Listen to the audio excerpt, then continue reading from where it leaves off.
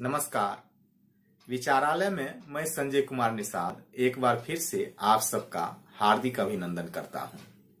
आज हम लोग विचार करेंगे वर्तमान परिप्रेक्ष्य में आर्थिक आजादी का क्या महत्व है।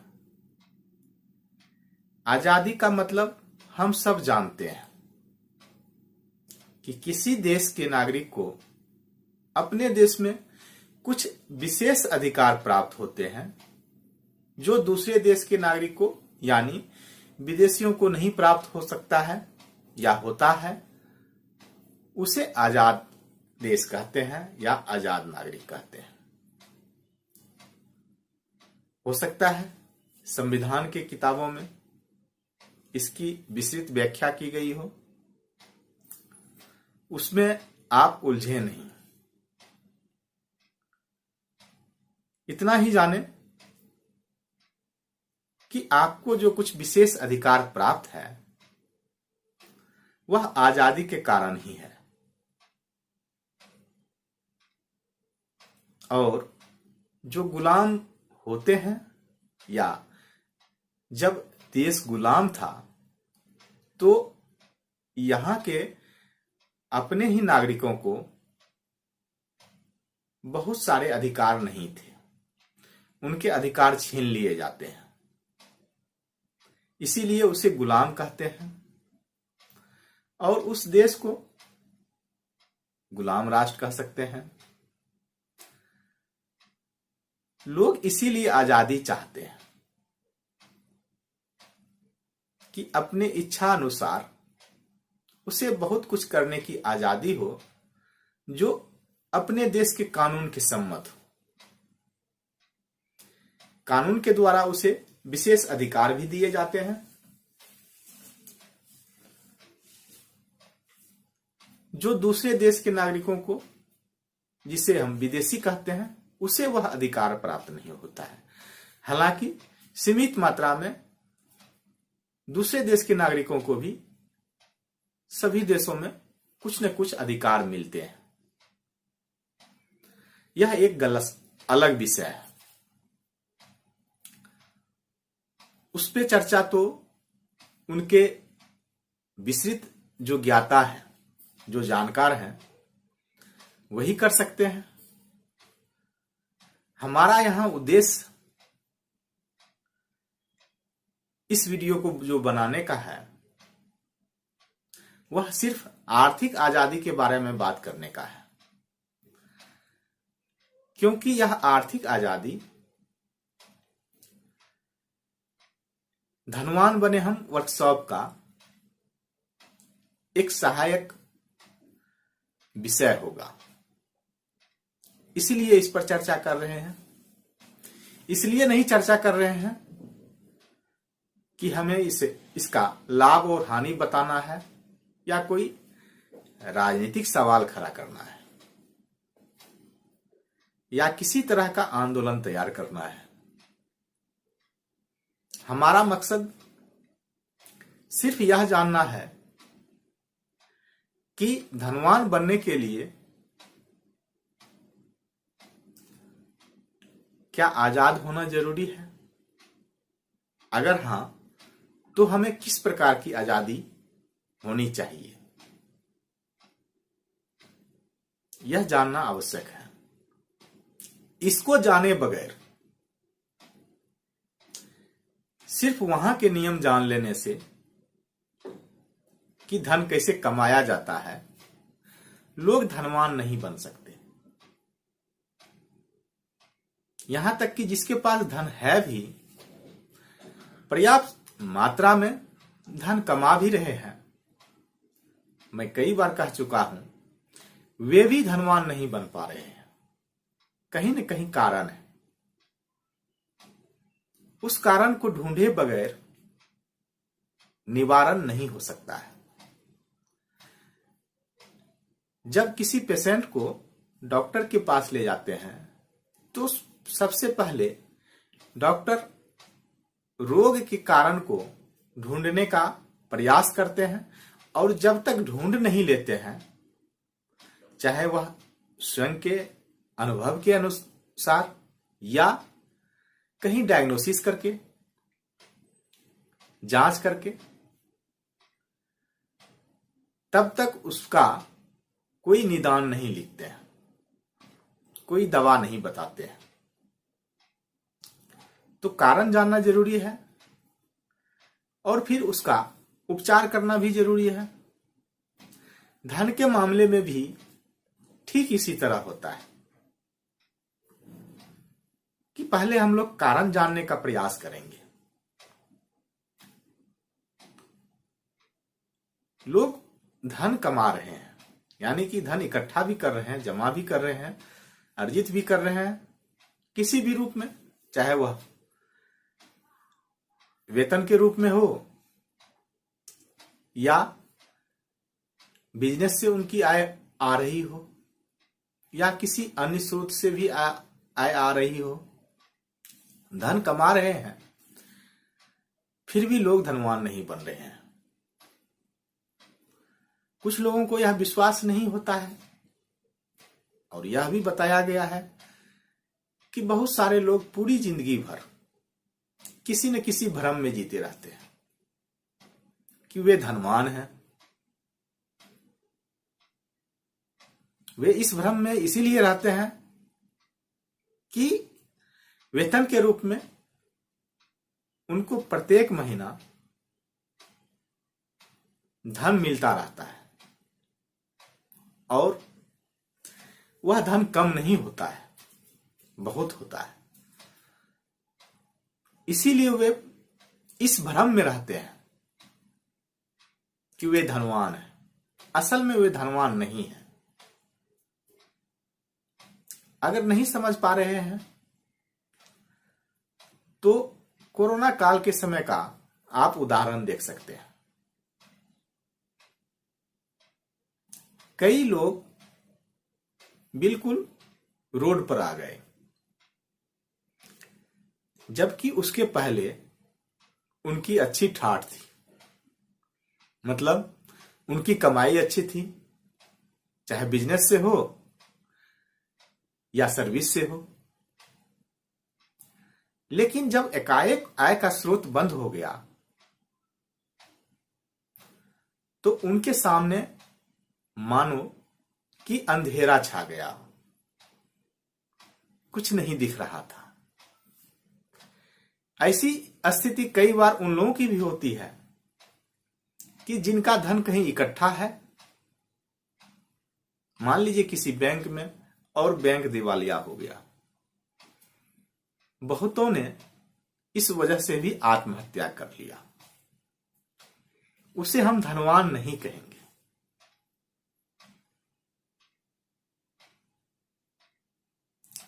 अगर किसी एक स्रोत से धन आना बंद हो जाए या कुछ दिनों के लिए धन आना बंद हो जाए और व्यक्ति अपना जीवन यापन भली भांति पूर्वक नहीं कर पा रहा है, तो उसे किसी भी दृष्टि से धनवान नहीं कहा जा सकता है। होना तो यह चाहिए था, जो गरीब है या जिनके पास कम धन है या जो धनवान नहीं है, लेकिन विशेष परिस्थिति के लिए, यह मानिए कि मैं यह नहीं कह रहा हूं कि बुरे समय के लिए आपको धन संचित नहीं करना है, जैसा कई जानकार लोग आपको बताएंगे। रिजर्व मनी रखने के लिए बहुत लोग बताते हैं,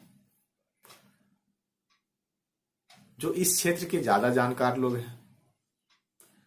लेकिन वे कहते हैं कि बुरे समय के लिए आप इतने महीने की सैलरी के बराबर धन इकट्ठा करके रखें या इतने महीने की सैलरी के बराबर धन इकट्ठा करके रखें।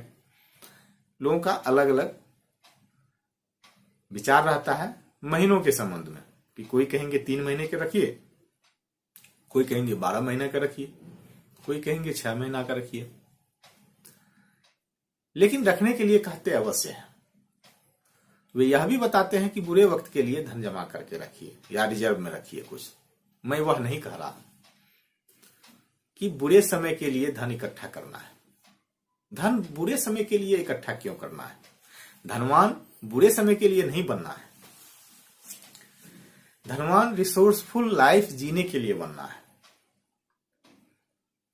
साधन संपन्न जीवन कैसे व्यतीत करें यह सीखना जरूरी है। हाँ, किसी के पास कम साधन हो सकता है, किसी के पास अधिक साधन हो सकता है, लेकिन किसी के पास बिल्कुल साधन नहीं हो यह असंभव है। अगर इस तरह की परिस्थिति उत्पन्न होती है तो इसका मतलब है कि कहीं न कहीं वह प्राकृतिक नियमों का पालन नहीं कर रहे हैं, जबकि उसे करना चाहिए। उसे कोई न कोई शिक्षा अवश्य दिया होगा और ऐसी परिपाटी हमारे समाज में थी। उस परिपाटी को बहुत निर्ममता पूर्वक तोड़ा गया, खास करके जिसको मध्यम वर्ग कहते हैं। एक समय था कि दो ही वर्ग हुआ करता था, निम्न वर्ग और मध्यम वर्ग।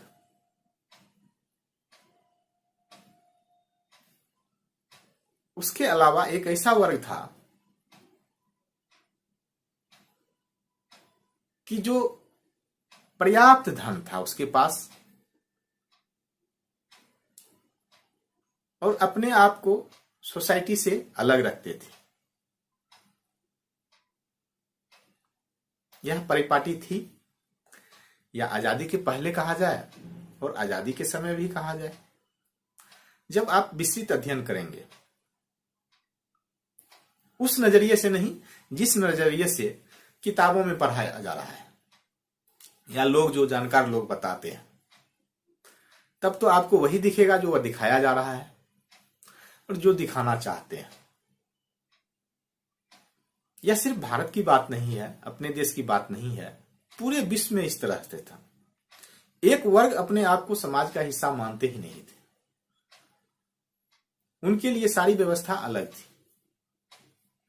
बाकी लोग अलग रहते थे। फिर हुआ जब स्वतंत्र हो गए,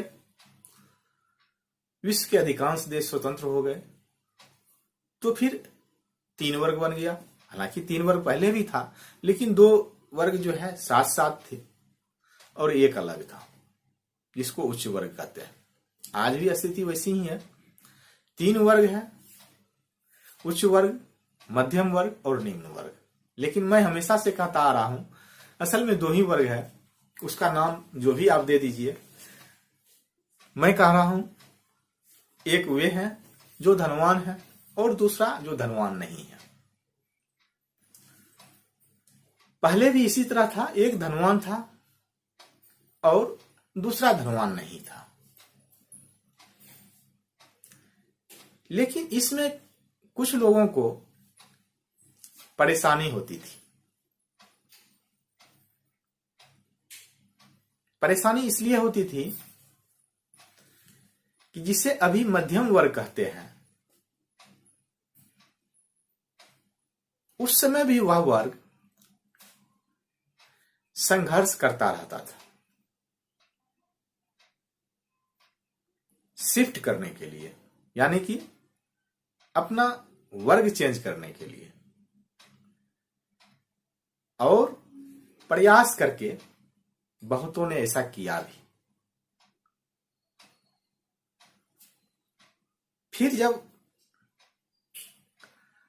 ग्लोबल दुनिया हो गया, बहुराष्ट्रीय कंपनियां आ गई, कई सारे जानकार लोग लग गए इकट्ठे, सबका दिमाग काम करना शुरू कर दिया और ऐसे ऐसे भी लोग आ गए कि जो अपने आप को जानकार बता रहे हैं और असल में लोग उसे जानकार मान भी रहे हैं। मेरी जानकारी कितनी है, मैं क्या मान रहा हूं, इससे कोई फर्क नहीं पड़ता। फर्क तब पड़ेगा जब सामने वाले मुझे क्या मान रहे हैं। तो परेशानी मैं कहता हूं वहीं उत्पन्न हो गई जब उसे मानने वाले या उसके जानने वाले, सुनने वाले उसको जानकार मानने लगे। इस परिस्थिति में उनकी जिम्मेदारी थी कि वे लोगों को सही राह दिखाते, वे गाइड करते, क्योंकि लोग उसे आदर्श मान रहे थे। लेकिन लोगों का भ्रम अब भी नहीं टूटा है। लोग अब भी उसे आदर्श मान रहे हैं, जबकि वे सिर्फ और सिर्फ अपना बिजनेस कर रहे हैं, अपने फायदे के लिए बोल रहे हैं। आप कहेंगे यह कोई गलत काम नहीं है, बिजनेस करना कोई गलत काम नहीं है, मैं भी उसे प्रमोट कर रहा हूं। लेकिन बिजनेस करना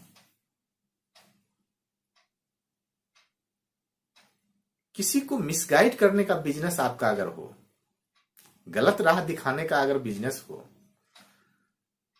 तो उससे धनवान नहीं बना जा सकता है। कभी न कभी उसे उस काम का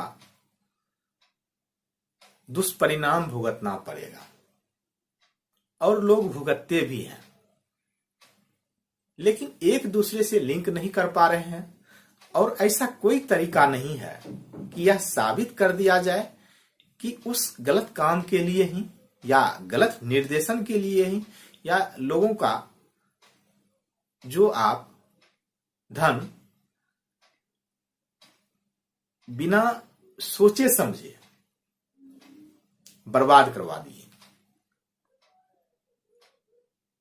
उसके वजह से लोग जो मिसगाइड कर रहे हैं उनकी हानि हुई। यह कोई तरीका नहीं है साबित करने का। अध्यात्म में लोग कहते हैं बुरे काम का बुरा नतीजा, लेकिन इसे सिद्ध नहीं किया जा सकता है। अगर सिद्ध किया जा सके और जा सकता हो, तो फिर लोग जो धर्म पर कभी कभी उंगली उठाते हैं, वह उंगली क्यों उठाएंगे। लेकिन सारी जो परिस्थितियां हैं, जो ज्ञान है लोगों का, अनुभव है, उससे यह निष्कर्ष तो निकलता है, यह निचोड़ तो निकलता है कि लोगों को मिसगाइड करके, गुमराह करके धनवान नहीं बनना चाहिए। और वर्कशॉप के एक वीडियो में भी यह बताया गया है कि आपको कैश वैल्यू से ज्यादा यूज वैल्यू देना चाहिए। कोई ऐसा प्रोडक्ट आप नहीं बेचें उस व्यक्ति को जिसके लिए उसका यूज वैल्यू नहीं है। ठीक है, वह प्रोडक्ट बहुत शानदार है, बहुत बढ़िया है, यह माना जा सकता है, लेकिन किसी व्यक्ति के लिए उसका यूज वैल्यू 0 है, फिर उसे आप नहीं बेचें। एक व्यक्ति है जिसे चाइनीज नहीं आती, आपके पास बहुत अच्छी एक किताब है, आप बुक सेलर हैं, एक अच्छी किताब है जो चाइनीज में है, बहुत बढ़िया जानकारी है उसमें। एक व्यक्ति आता है जिसे चाइनीज नहीं आती है, आप उसे बेच देते हैं। हो सकता है आप उसे कम दाम पर भी बेच दे हों, लेकिन उस व्यक्ति के लिए उस किताब का यूज वैल्यू 0 है। यह आपका बिजनेस सही नहीं हो सकता है। ऐसा करके आपको धनवान नहीं बनना चाहिए। आप बन भी नहीं पाएंगे, लेकिन अगर बन जाते हैं तो कहीं न कहीं परेशानी उत्पन्न होगी, यह बताया भी गया है। इस तरह से कई लोगों ने किया, जो मध्यम वर्ग था उसे मिसगाइड करने का, उसे भ्रम में जीना सिखाया। विज्ञापन के माध्यम से विज्ञापन का बोझ उस पर डाला गया, विचारों के माध्यम से विचार उस पर थोपा गया। उसका अपना कोई विचार नहीं है। अगर इस वर्कशॉप के वीडियो को देखने में आपको परेशानी हो रही है, परेशानी मतलब मन नहीं लग रहा है, या विचार अच्छा नहीं लग रहा है, या पसंद नहीं आ रही है, मैं कई बार कह चुका हूं, यह आपका दोष नहीं है। यह आप पर विचार के रूप में जो है किसी और का विचार थोपा गया है। आप अपने आप में अब नहीं रहे। यह एक बहुत बड़ी आबादी का हाल है जिसे हम मध्यम वर्ग कहते हैं। उसका अपना विचार नहीं है। विज्ञापन का जो बोझ है, जो प्रहार है, सिर्फ और सिर्फ उसी पर होता है। वह अपने आप में कहां है। और यह निष्कर्ष हुआ, जिसका परिणाम भी निकला, कि कुछ समय पहले जो मध्यम वर्ग सच में आजाद था आर्थिक रूप से, वह धीरे धीरे आर्थिक गुलामी की ओर चला गया।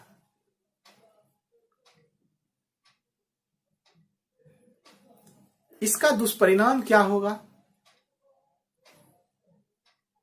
आप सब अगर जानते हैं कि भारत गुलाम कैसे हुआ, या विश्व के कोई और देश कैसे गुलाम हुआ।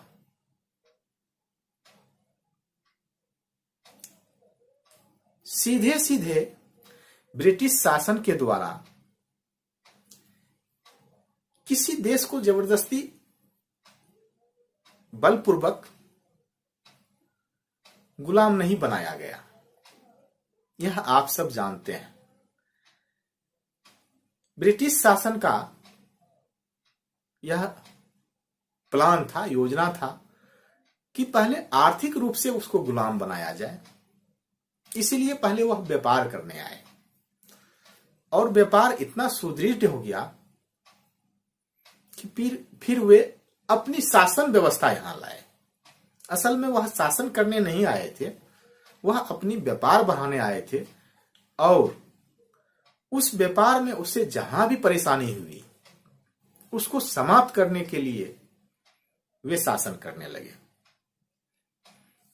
और स्वाभाविक रूप से उनका शासन भी बुरा नहीं था। मैं यह मानता हूं, यह मेरा निजी मत है।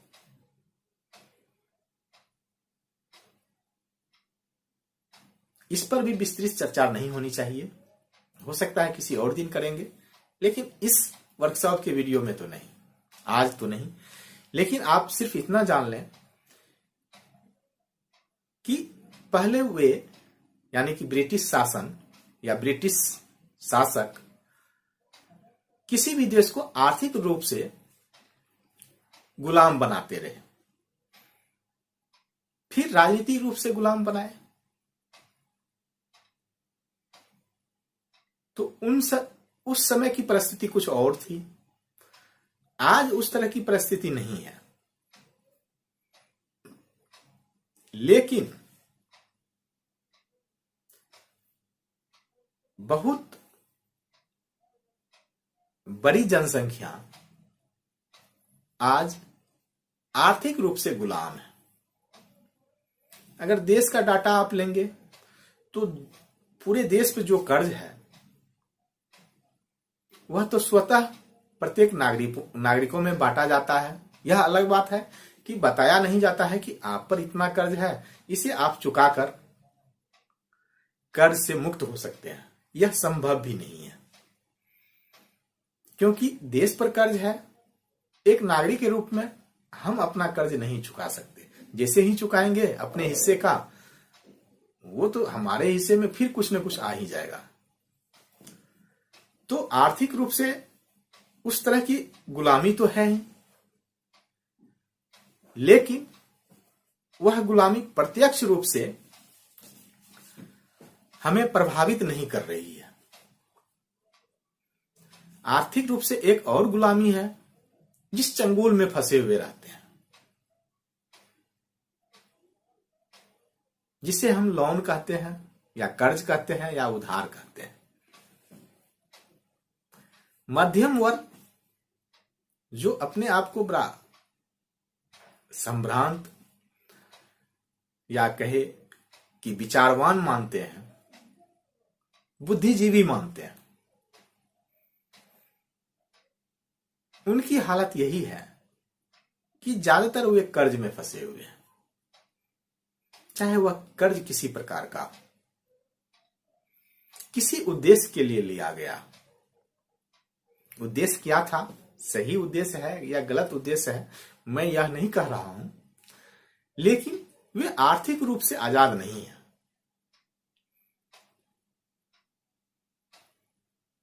इसीलिए उसका माइंड कंडीशनड है आर्थिक गुलाम के रूप में। चाहे मैं रहूं या आप रहें, कोई भी रहे, अगर इस तरह की बात है तो है, या इस तरह की व्यवस्था है तो है। कुछ लोगों को यह भी लगेगा कि कर्ज तो बड़े बड़े उद्योगपति भी लेते हैं। उद्योगपति के कर्ज में और मध्यम वर्ग के कर्ज में, दोनों में अंतर है। वे कर्ज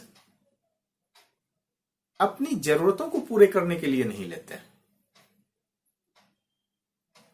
वे अपनी रिक्वायरमेंट के लिए कर्ज नहीं लेते, अपने व्यापार के रिक्वायरमेंट के अनुसार कर्ज लेते हैं। उनका जो उद्योग है उसको बढ़ाने के लिए, फैलाने के लिए कर्ज लेते हैं। ऐसा नहीं है कि वह गाड़ी खरीदने के लिए कर्ज लेते हैं या घर बनाने के लिए कर्ज लेते हैं। वह तो व्यापार बढ़ाने के लिए कर्ज लेते हैं, व्यापार बनाने के लिए कर्ज लेते हैं, उद्योग स्थापित करने के लिए कर्ज लेते हैं। और मध्यम वर्ग का जो कर्ज होता है, home loan, car loan, personal loan, education loan, और आजकल तो तरह तरह के लोन है। छोटी छोटी रिक्वायरमेंट के लिए भी इजी मनी है। आप कहीं किसी शॉपिंग मॉल में जाएं, वहां भी एक ओटीपी से कई सारे सामान आप खरीद सकते हैं लोन के माध्यम से। ज्यादातर लोगों का परमानेंट खाता है बहुत सी कंपनियों के पास, कि जब भी आवश्यकता होगी आपको हम लोन दे देंगे। उनके गुलामों के रूप में सबका नाम वहां अंकित है, बेशक वो बने हों या नहीं बने हों। लेकिन जब उनके लिस्ट में नाम है तो वे यही अपेक्षा करते हैं कि कभी न कभी इसे फंसाया जाएगा। बिना किसी चार्ज के क्रेडिट कार्ड वाले क्रेडिट कार्ड क्यों बेचते हैं, क्यों बना देते हैं, बहुत बड़ा व्यापार क्यों रखें? क्योंकि उसे पता है कि जिस तरह से बरगलाया जा रहा है आपको, जिस तरह से विज्ञापन थोपा जा रहा है आप पर, जिस तरह से बाहरी विचार थोपा जा रहा है आप पर, आप कभी न कभी उसके कर्जदार जरूर बनेंगे। कर्जदार तो जब भी क्रेडिट कार्ड से कुछ खरीदते हैं तो उसके तो कर्जदार हो गए। लेकिन इतना ही काफी नहीं है, वह गुलामों जैसा बर्ताव तो तब करेगा कि जब आप कर्ज चुकाने लायक नहीं रहेंगे और ऐसी परिस्थितियां बहुतों के साथ होती है। उसमें अपना गलती उनका नहीं है। मैं यही बताने का प्रयास कर रहा हूं इस वीडियो के माध्यम से। एक समय था कि यह वर्ग अपने लिए भी कुछ रिजर्व रखते थे, लेकिन मतलब कुछ संचित करके कुछ धन जमा करके रखते थे और खर्च उतना ही करते थे जो उनके हैसियत के हिसाब से होता था। मतलब उन्हें लगता था कि हमारे पास अगर साइकिल पर चलने की औकात है तो हम साइकिल से ही चलें, टू व्हीलर लेने की आवश्यकता नहीं है। अगर टू व्हीलर खरीदने के लिए पर्याप्त धन है उसके पास और मेंटेन करने के लिए पर्याप्त धन है तो टू व्हीलर ही खरीदते थे, तब वह फोर व्हीलर नहीं खरीदते। लेकिन आज इसका बिल्कुल विपरीत है। फोर व्हीलर के लोन वाले आपको समझा देंगे कि आपकी रिक्वायरमेंट असल में फोर व्हीलर की है, क्योंकि आपके पड़ोसी के पास फोर व्हीलर है। पड़ोसी को भी यही बताया जाता है कि उसके पड़ोसी के पास फोर व्हीलर है। या आप पर विचारों की या विज्ञापन की ऐसी बमबारी हुई है कि आप खुद डिसाइड करते हैं कि हमें यह होना चाहिए, जबकि जो वास्तविक आपकी औकात है या कैपेसिटी है या जो क्षमता कहिए, जो भी कहिए, वह उसके लायक नहीं है। अगर लायक होता तो आप कर्ज पर नहीं लेते। आप ये सीधे सीधे यही जान लें कि बगैर कर्ज लिए हुए आप जो चीज सुविधापूर्वक खरीद सकते हैं, असल में क्षमता तो उतनी ही है जो अपनी रिक्वायरमेंट की चीज है।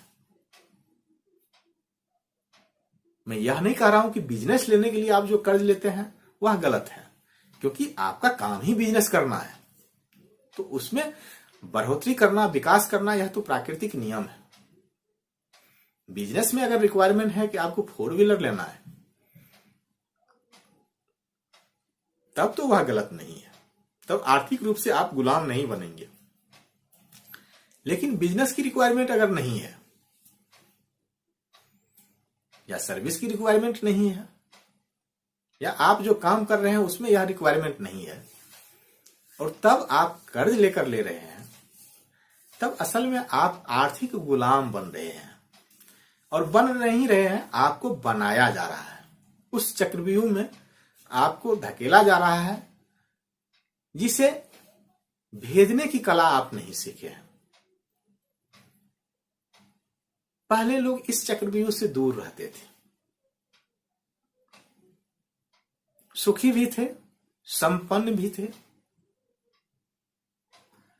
हां, बरगलाने वाले, विज्ञापन वाले कई लोग अभी भी बरगला रहे हैं। जैसे पहले लोग कहते थे कि पैर उतनी ही फैलाना चाहिए जितनी लंबी चादर। अब आपको ऐसे मोटिवेशनल लोग मिल जाएंगे, वे कहेंगे कि पैर पहले फैला लो, चादर भी अपने आप लंबी हो जाएगी। अपने आप लंबी नहीं होती है, उधार मांग के अगर आप लंबी करते हैं तो कहीं ना कहीं वह पैर के अलावा कहीं और परेशानी होगी आपको, और यह परेशानी हो रही है। मैं यह नहीं कह रहा हूं कि विकास नहीं करना चाहिए, लेकिन यह सोच विकास की ओर नहीं ले जा रहा है। उसका काम प्रगति करना नहीं है, यह प्रगति का नाम नहीं है। यह कहीं ना कहीं पीछे जा रहे हैं और एक समय वह एहसास तो होता है। जैसे कोरोना काल आया था, उसमें लोग महसूस कर रहे थे, लोगों को एहसास होना चाहिए था, उससे सीखना चाहिए था, लेकिन जो सिखाने वाले लोग हैं या जिसे हम आदर्श मान रहे हैं, वे हमें सीखने भी नहीं देते। मैं भी कई बार जब लोगों को सुनता हूं, एक मेरे गुरु भी रहे हैं, बहुत बड़े लेवल पे, डायरेक्ट गुरु नहीं, मैं उनका सेमिनार अटेंड करता था या कई जुड़े हुए तो था उससे, यूट्यूब पे भी जुड़ा हुआ हूं। एक दिन बता रहे थे कि क्रेडिट कार्ड के कितने नुकसान हैं, और दूसरे वीडियो में मैं जब उसे सुनने लगा तो क्रेडिट कार्ड के फायदे गिना रहे थे। और बहुत बड़ा मोटिवेशनल स्पीकर है।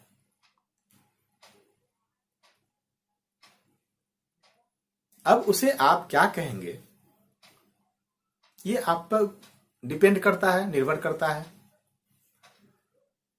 क्योंकि उनका नाम बड़ा है। अब वह अपने आप को किस परेशानी में पाकर इस तरह से करते हैं, उसके लिए सिर्फ और सिर्फ बिजनेस का जो मॉडल है वह प्राकृतिक नहीं है। पैसा कमाना सिर्फ बिजनेस नहीं है, धनवान बनना बिजनेस है। आप बड़े लेवल पर आप देखे होंगे, जो लोगों को मिसगाइड करते हैं उससे कहीं ना कहीं उनकी कीमत चुकानी पड़ती है।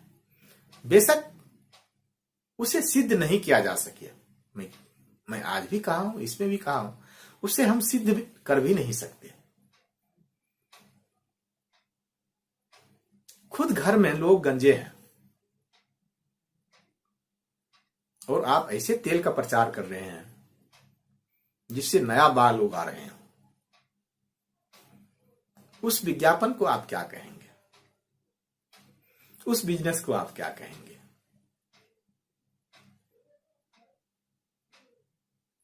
यह एक विचारणीय विषय है, लेकिन लोग इस पर चिंता नहीं करते हैं, इस पर विचार नहीं करते हैं, इस पर सोचने समझने की समय भी नहीं उनके पास और शक्ति भी नहीं रहने दिया है। क्योंकि सिर्फ आर्थिक रूप से गुलाम नहीं बनाया जा रहा है, लोग मानसिक रूप से भी गुलाम हैं। अगर मानसिक रूप से गुलाम नहीं होते तो आप YouTube पर ही देख लीजिए कोई इंटरटेनमेंट का वीडियो या कोई ऐसे वीडियो जो दुष्प्रचार कर रहा हो या जिसका विषय बहुत भद्दी हो, वे लोग रातों रात स्टार बन जाते हैं। लोगों का हजारों में नहीं लाखों में व्यूज आते हैं, लोग देखते हैं उसे। और इस तरह का वीडियो जो काफी मेहनत के बाद बनाया जाता है, वैसे यूट्यूबर संघर्ष करते हुए दिख जाएंगे आपको, जो सिर्फ इसी काम के लिए है। मेरा यह सब्सिडी है, मैं पहले भी कई बार बोल चुका हूं, मुझे कोई फर्क नहीं पड़ता। मुझे बताना है, मैं इसलिए बता रहा हूं। मैं इसलिए नहीं बता रहा हूं कि मुझे सिर्फ कमाना है, धन अर्जित करना है। लेकिन मेरे जैसे कई लोग होंगे जिसको वाकई में रिक्वायरमेंट है उनकी धन की,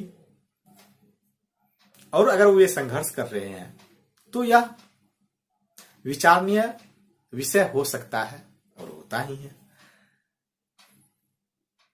क्योंकि ऐसे भी कई लोग हैं, हजारों लोग आपको मिल जाएंगे। मुझे नहीं लगता है कि उसके वीडियोज से किसी व्यक्ति के जीवन में कुछ फर्क पड़ता हो, सिवाय मानसिक परतंत्रता के या मानसिक गुलामी के। उसका ऐसा कोई कंटेंट नहीं है जिससे कुछ सीख मिले। लेकिन फिर भी उनके सब्सक्राइबर, उनके व्यूज करोड़ों में, लाखों में। तो इसे क्या कर सकते हैं? यह एक मानसिक गुलामी का फल है, दुष्परिणाम है। अगर आप धन दौलत के विषय में जानेंगे तो असल में धन समस्या नहीं होता है, धन का नहीं होना समस्या नहीं होता है, धन का होना भी समस्या नहीं होता है। समस्या तो कुछ और है, जिसकी वजह से धन नहीं है या जिसके वजह से धन होने के बावजूद भी लोग सुखी नहीं है या धनवान नहीं है। धन समस्या नहीं है। इस बात को समझाने वाले भी बहुत कम हैं और समझने वाले भी बहुत कम हैं, जबकि मेरा मानना है कि सभी लोग समझ सकते थे, लेकिन उसे जो समझने की शक्ति थी उसको किसी ने जंजीर से बांध डाला, यानी मानसिक गुलामी इसी का नाम है। लोग मानसिक रूप से गुलाम हो गए। जिनको आदर्श बना रहे हैं, जिनको वे आदर्श अपना मान रहे हैं, लगता है कि यह हमारा आदर्श हो सकता है, असल में वे उसे मिसगाइड कर रहे हैं। हाँ, आपको लगता है यह बहुत छोटी सी बात है। मैं तो मानता हूं सरकार को भी यही लगता है यह छोटी सी बात है, लेकिन मैं यह भी मानता हूं सरकार को यह मतलब नहीं है कि आपके लिए क्या सुविधाजनक है या क्या फायदामंद है। उनके लिए क्या सही है यह देखना उनका काम है। तो अपने अनुसार वह सही है, मैं उस पर आरोप नहीं लगा रहा। मैं आरोप उस पर भी नहीं लगा रहा हूं जो मिसगाइड कर रहे हैं, कि एक वीडियो बनाते हैं कि क्रेडिट कार्ड के कितने हानि है। क्रेडिट कार्ड जीवन में कभी नहीं लेना चाहिए। और दूसरा वीडियो बनाते हैं कि क्रेडिट कार्ड के 10 फायदे या अनगिनत फायदे। लेकिन आप दोनों को देखते हैं और दोनों को लाइक करते हैं। आपके वे आदर्श, मेरे भी आदर्श, तो फिर उनका दोष नहीं है, दोष मेरा है, दोष आपका है। ऐसे लोगों को नकारा जाना चाहिए था, लेकिन लोग बहुत हल्के में लेते हैं कि हां, अपने विवेक से या अपने मस्तिष्क से काम करें। यह कहा जाता है आपको अपने विवेक से काम लेना चाहिए। कई बार आप देखते होंगे जो विज्ञापन होता है उसमें अपने क्षेत्र के जो प्रतिष्ठित लोग होते हैं, या मान लीजिए खेल के जो अच्छे खिलाड़ी रहे हैं, वे प्रचार करते आपको नजर आ जाएंगे विज्ञापन में। किसका? ऑनलाइन गेम का, जिसकी लत लग सकती है और उसमें धन की हानि भी होती है। जब हम सबको यह पता है वे खिलाड़ी अपने समय के प्रतिष्ठित रहे हैं और लाखों बच्चे उसे अपना आदर्श मान रहे हैं, वे बच्चे जो अभी बिल्कुल इस स्थिति में नहीं है कि सही गलत का निर्णय ले सके, उनको लगता है कि यह गेम का प्रचार अगर अमुक व्यक्ति कर रहे हैं जो मेरे आदर्श हैं, बहुत बढ़िया खिलाड़ी रहे हैं, तो मुझे भी खेलना चाहिए। उन्हें लत लगती है, लेकिन उनको यह पता नहीं है कि वह अभी भी कंगाल है जो करोड़ों अरबों कमा चुका है, खास करके मानसिक रूप से लोगों को मिसगाइड कर रहा है। वह भूखा है। अगर उसके साथ प्राकृतिक रूप से कोई दुर्घटना होती है, हम यह नहीं कह सकते, हम यह आरोप नहीं लगा सकते हैं कि उसके गलत विज्ञापन के कारण ही उसे सजा मिली हो, यह कहना सही नहीं है, क्योंकि हम इसे साबित नहीं कर पाएंगे। ऐसा कोई टूल्स नहीं है, ऐसा कोई औजार नहीं है, ऐसा कोई जांच करने वाली मशीन भी नहीं है। लेकिन है तो यह गलत।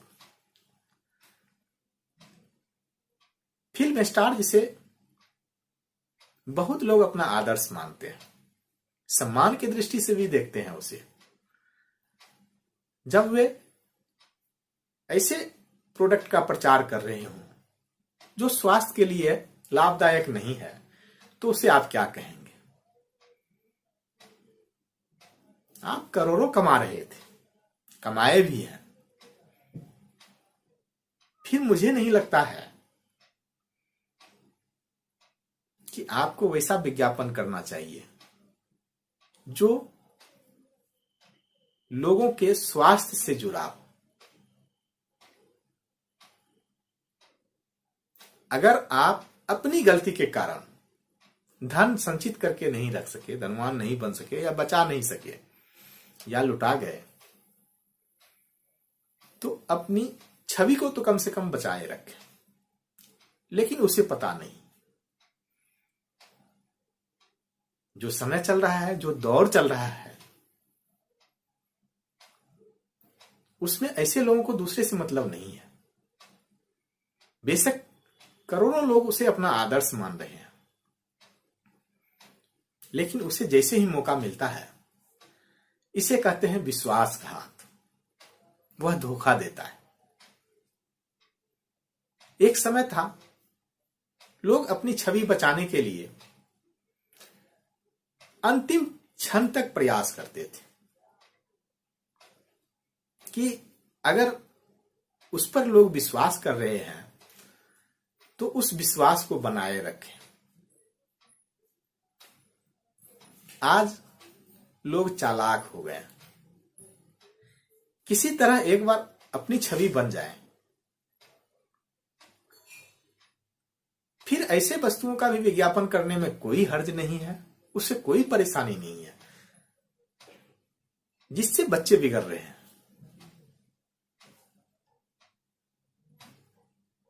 यह आर्थिक और मानसिक गुलामी का एक दुष्परिणाम है।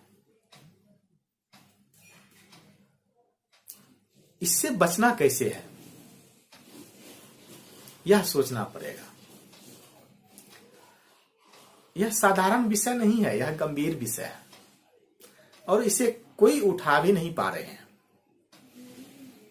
अमूमन ज्यादातर लोग इस पर समझ नहीं पाते हैं, सोच नहीं पाते हैं, या उनको लगता है कि इनका परिणाम भयावह नहीं हो सकता है।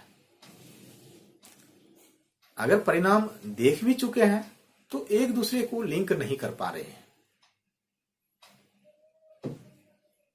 अगर सरकार को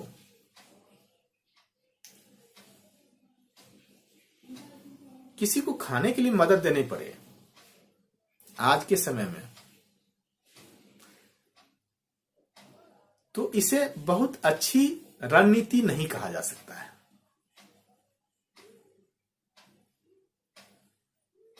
उस व्यक्ति को असल में मानसिक रूप से, पहले तो आर्थिक रूप से गुलाम बनाया जा रहा है, फिर मानसिक रूप से भी वह गुलाम बन रहा है। और आर्थिक रूप से गुलाम बनेगा, मानसिक रूप से गुलाम बनेगा, तो वह बौद्धिक रूप से आजाद नहीं हो पाएगा, वैचारिक रूप से वह आजाद नहीं हो पाएगा, वह इस तरह से बोल भी नहीं पाएगा। और भविष्य में उसकी संभावना बिल्कुल नगण्य हो जाती है कि वे कभी धनवान बनने के लिए सोच भी पाएंगे। करोड़ों आबादी ऐसे हैं जो कभी यह नहीं सोच पा रहे हैं कि वह अपने जीवन स्तर को चेंज कर सकता है, ऊंचा उठा सकता है,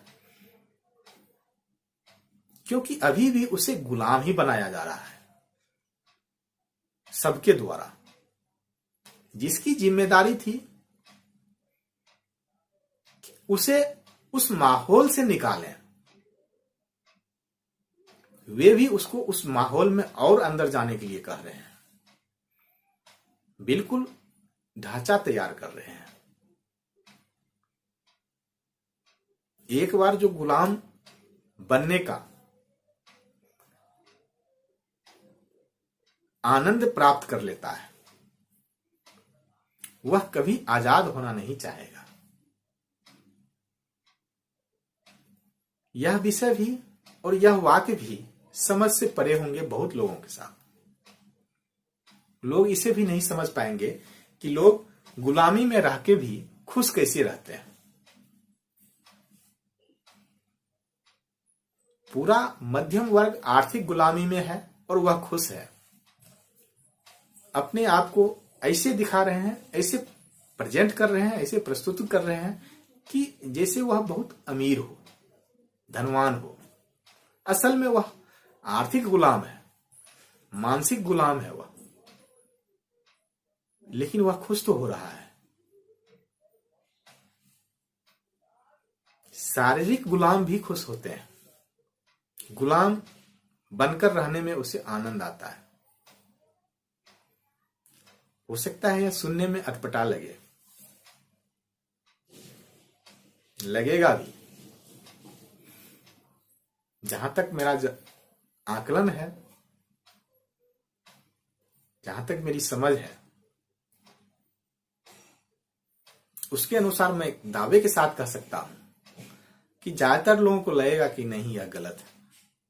लोग गुलामी में खुश नहीं रहते हैं। गुलामी का ही एक दुष्परिणाम कहिए या परिणाम कहिए या जो कहिए कि आधी आबादी आर्थिक रूप से सबल नहीं है, जिसे आप महिलाएं कहते हैं। उनको शारीरिक, मानसिक, आर्थिक या जितनी तरह की गुलामी हो सकती है, वह सब पसंद कराया जा रहा है। हो सकता है इस बात से कुछ लोग सहमत नहीं होंगे, लेकिन आप देखें, वह सिर्फ मानसिक रूप से गुलाम नहीं है, वह सिर्फ आर्थिक रूप से गुलाम नहीं है, वह शारीरिक रूप से भी गुलाम है।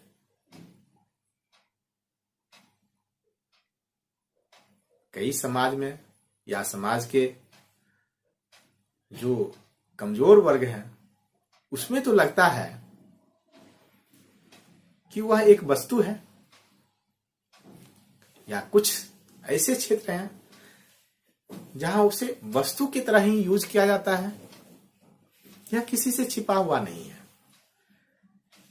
लेकिन जो धनवान परिवार है, वहां भी वह बिल्कुल आजाद नहीं है शारीरिक रूप से। उसे किसी न किसी माध्यम से गुलाम बनाए रखने की सारी योजनाएं सदियों से बनती आ रही है और वह सुदृढ़ होती आ रही है, मजबूत होती आ रही है। तो सिर्फ महिलाएं नहीं, उससे और आप आगे जब बढ़ेंगे, आप देखेंगे कुछ लोग गुलामी में खुश हैं, क्योंकि उसके माइंड की कंडीशनिंग रोज होती है। उसे यह एहसास दिलाया जाता है कि गुलाम रहने से कितने फायदे मिल रहे हैं उसको। फिर वह आजाद होना क्यों चाहेगा? जब मानसिक ही गुलाम हो गया तो आर्थिक गुलाम तो था ही वह शारीरिक गुलाम भी बनना चाहता है। वह शारीरिक रूप से भी आजादी नहीं चाहता है।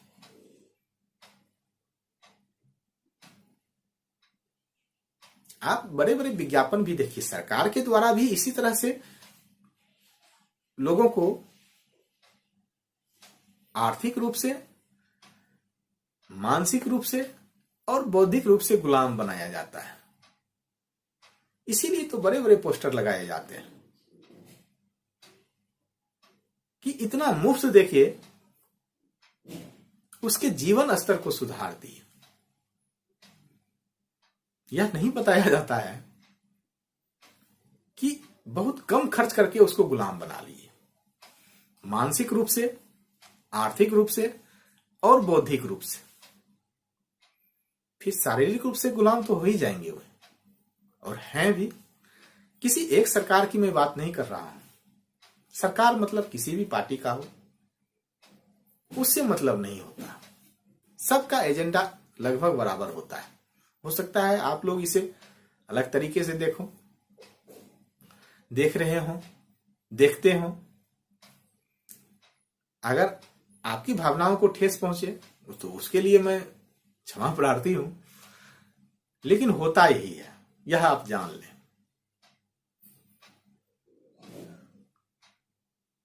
शारीरिक रूप से गुलामी तो बाद में लोग स्वीकार करते हैं और उसमें आनंद भी महसूस करते हैं। आपको लगता होगा कि गुलाम रह के कोई आनंद की अनुभूति कैसे कर सकता है। अगर ऐसा नहीं है तो आप देख लीजिए, कोई जनसभा हो, चाहे वह राजनीति हो या अध्यात्म हो, लोग बहुत कष्ट के साथ वहां पहुंचते हैं। उससे मिलता कुछ नहीं है, लेकिन फिर भी वहां उपस्थित होते हैं। सिर्फ यह राजनीति की बात नहीं है, यह अध्यात्म की भी बात है, सामाजिक आंदोलन की भी बात है। लोग धरने पर बैठते हैं, उससे कुछ मिल रहा है, उससे कुछ चेंज हुआ, उसके जीवन स्तर कुछ फर्क पड़ा। वह मानसिक गुलाम था, बौद्धिक गुलाम था। लोग उनका यूज नहीं मिसयूज करते हैं, और वह समझने लायक है ही नहीं।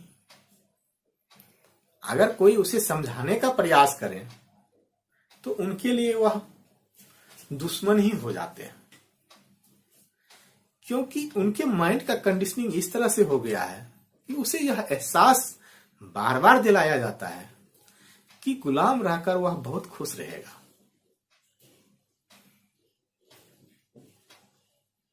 चाहे राजनीति हो या धर्म हो या सामाजिक आंदोलन हो,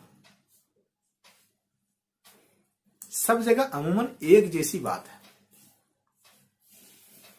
फिर लोग चेंज होना क्यों चाहेंगे? चेंज होने दिया भी नहीं जा रहा है उसे। जो प्रयास करते हैं उसे सहयोग नहीं मिलेगा या बहुत कम सहयोग मिलेगा। अगर सहयोग नहीं मिले तो लंबे समय तक टिके रहना मुश्किल हो जाता है, चाहे मैं रहूं या कोई और रहे। अगर मेरा आधार नहीं होता तो हो सकता है मैं भी इस तरह की बात नहीं कर पाता। जहां तक मेरा अनुभव है, मैं काफी लोगों को सुनता हूं, उनके विचार को भी मैं जानना चाहता हूं, लेकिन यह गर्व की बात नहीं है, यह दुख की बात है कि बहुत कम लोग दूसरे के हित की बात करते हैं। असल में उनका विचार, उनका प्लान, उनकी योजना, उनका वक्तव्य या उनका जो भी कार्यक्रम है, सब इस ओर रहता है कि अपने आप को और ज्यादा प्रमोट कैसे करें और ज्यादा धनवान कैसे बनाए। दूसरे से मतलब नहीं है। यह आरोप नहीं है, यह एक मानसिकता है, स्व केंद्रित व्यक्ति का। इसी पर समाज आगे चल रहा है, इसी पर परिवार आगे चल रहा है, इसी पर देश भी आगे चल रहा है। सिर्फ और सिर्फ मैं पर जोर दिया जाता है, हम पर नहीं। उसका दुष्परिणाम तो देखते हैं, देख ही रहे हैं। लेकिन दुख की बात यही है कि जो इस बात को आगे ला रहा है या बता रहा है, लोग उसे बहुत कम सहयोग कर पा रहे हैं। इसका दूरगामी परिणाम अच्छा नहीं होगा। इसलिए मानसिक आजादी से, आर्थिक आजादी से और इसके बाद जो बौद्धिक आजादी है, उससे लोगों को जुड़ना चाहिए। मानसिक गुलाम बनके, आर्थिक गुलाम बनके, बौद्धिक गुलाम बनके धनवान नहीं बना जा सकता है। स्वस्थ परिवार, स्वस्थ समाज, स्वस्थ देश का भी निर्माण नहीं हो सकता है। और भविष्य के लिए इसका परिणाम बहुत बेहतर नहीं होगा। मुझ जैसे या हम जैसे कुछ लोग यह देख पा रहे हैं। मैं मानता हूं कि बहुतों को देखने लायक रहने नहीं दिया जा रहा है। ऐसा नहीं कि जो मैं सोच सकता हूं, जो मैं बोल सकता हूं, वह करोड़ों लोग नहीं बोल सकते हैं, करोड़ों लोग नहीं सोच सकते हैं। लेकिन उसे देखने, बोलने या सुनने लायक नहीं रहने दिया जा रहा है। उस पर वैचारिक बमबारी की जा रही है। जो धनवान बनने के लिए सही नहीं है। इस पर आगे भी चर्चा होगी। आज के लिए बस इतना ही। यहां तक सुनने के लिए, यहां तक साथ देने के लिए आप सबका धन्यवाद, धन्यवाद, धन्यवाद।